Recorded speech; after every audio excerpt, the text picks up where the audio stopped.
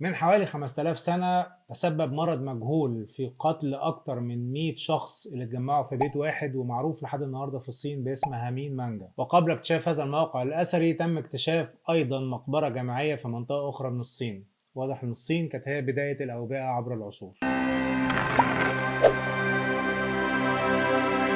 طاعون أثينا سنة 430 قبل الميلاد، وتحديدا بعد الحرب ما بين أثينا وسبارتا، واللي استمر لمدة 5 سنوات، واللي فتك تقريبا بربع سكان أثينا، واللي قدر عدد الوفيات فيه بفوق 100 ألف إنسان، واللي فضل سبب الوفاة مجهول لدرجة إن المؤرخين ما كانوش عارفين يذكروا إيه السبب في وفاة الناس دي كلها. أما وباء أنتوناين أو طاعون أنتوناين اللي ضرب الرومان سنة 165 وتسبب في مقتل فوق 5 مليون إنسان، استمر قرابة ال 15 سنة. والحقيقة إن المؤرخين ذكروا إن الجنود هم السبب تحديدا في نقل المرض ده، ان هم لما جابوا الغنائم معاهم جابوا المرض معاهم كمان. اما سنه 541 فوباء جاستينيان اللي جه من الامبراطوريه البيزنطيه الحقيقه تسبب في مقتل من 30 ل 50 مليون انسان حسب احصائيات المؤرخين، واستمر تقريبا لسنه 750 ميلاديه. اما الموت الاسود او الطاعون وهو أكثر الأوبئة فتكا على مر العصور، واللي قتل تقريبا نصف سكان أوروبا بما يقدر بحوالي 200 مليون شخص. وكالعادة الطاعون ده برضه جه من الصين ودخل على إيطاليا وانتشر منها للعالم كله، وكان السبب الرئيسي في نقله هو البراغيث اللي كانت في الجثث اللي كانت بتدفن في المقابر الجماعية. وبعد الوفيات العظيمة دي